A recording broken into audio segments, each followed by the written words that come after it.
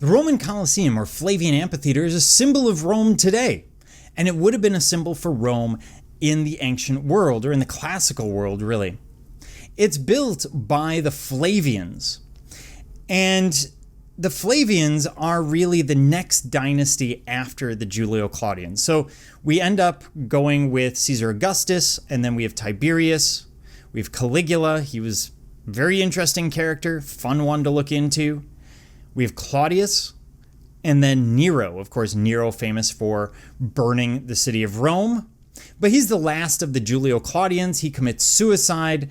He's a bit out of his mind, and he ends that dynasty. The next ones up will be the Vespasians, named after Vespasian, a general under Nero who rose to power along with his two sons. And he comes to prominence primarily by besieging Jerusalem during the first Jewish revolt. And this becomes a symbol of Rome then as now. In terms of politics, this is all about putting on a spectacle for the people. Every emperor that would come in would put on a series of games, starting with a few days when we start with the early emperors, but eventually getting to the point where it's a month, 2 months worth of games that are going on.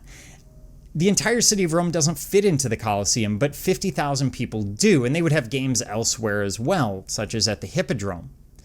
The idea was basically if we keep the people entertained and we give them bread, in other words, we take care of them, remember unemployment is 30 to 50% in the empire, then they won't revolt against us. And so this is part of the entertainment.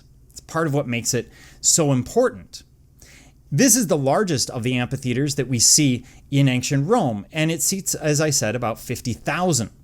It's actually named because it was once next to the Colossus of Nero.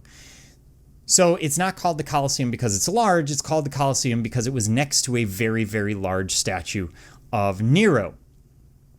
And the whole thing is built of concrete, and then the whole thing is covered eventually with marble. So you wouldn't have seen the concrete except maybe in the hallways and the passageways of the Colosseum. The roof is actually retractable. So it would have had this canvas roof that could be put out, and that was for the sun. It's not going to do that much for rain, but again, we're in central Italy. Rain isn't as big of an issue. Much of it is going to be pillaged in later centuries. They're basically using it for building materials. Of course, if you're coming along and you live in the 6th, 7th, 8th centuries, well after the Roman Empire, Rome itself has fallen into disrepair. It's been more or less abandoned except for the church. You're going to go ahead and use these materials, reuse the materials, because why go out and get your own marble, your own stone, etc., when you can just chip it out of the Colosseum? Of course, it will be restored later.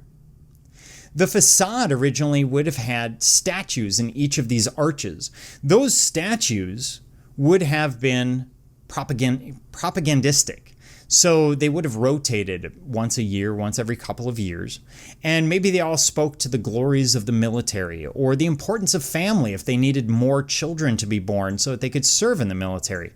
Or maybe the prosperity that the Roman emperor has brought them in recent years. We also see on that facade the use of Doric columns on the lower level, Ionic columns on the middle level, and Corinthian columns on the upper level. So they're borrowing again from the Greeks, not surprising, although the arch is going to be typically Roman. And we see the typical Roman eclectic style, so the combination of Roman arches, Greek pillars, etc. The entryways would have been based on social hierarchy. So there would be entries for slaves, entries for women, entries for the patrician class, the knightly class, and the plebeians. And then you would have sat in that order, the highest seats being meant for the slaves and the women, the lowest seats for the patricians, although usually the first couple of rows were kind of left for lucky plebeians, just in case something went wrong and something went over a wall. What about its use? Well, we see its use for gladiatorial combat. By the way, they don't kill people oftentimes in gladiatorial combat because they have spent a lot of money and time training these people. So oftentimes this idea that we have that it's always to the death isn't happening. But if you want to the death, we have people fighting animals, typically kills the animal. We also see, for example, people being killed. So criminals, political prisoners might be tied to a post, and then they release lions and see what happens. Sometimes they'll have combat between different animals, lion versus bear, which we know what happens there. A really boring football game because neither team is really that good. This is a form of capital punishment. We see the animal hunts. We also possibly see naval battle. There's still some argument about this, but it's believed that they flooded the Colosseum on occasion and would have these naval conflicts. Basically, they would take a couple of ships, fill them with fully armed Roman centurions, Roman soldiers. On the other side, they would have criminals, usually naked, and chained to the boat. And then they would say, hey, the Romans represent the Greeks and the criminals represent the Persians, and we're going to put on this battle once again. Well, the conclusion is kind of a foregone conclusion. The centurions are going to, or the soldiers are going to kill the criminals, and everyone cheers because, look, it's the Battle of Salamis or whatever else. They also have fatal theater, where in some cases criminals would be given the option of performing these plays, but they died in the play. Why would you do this? Because dying in a play with a single knife wound is going to be a lot more pleasant than many of the other ways that they have of putting criminals to death. So you would have fatal theater where the protagonist, for example, actually dies in the play. The Romans thought this was quite brilliant.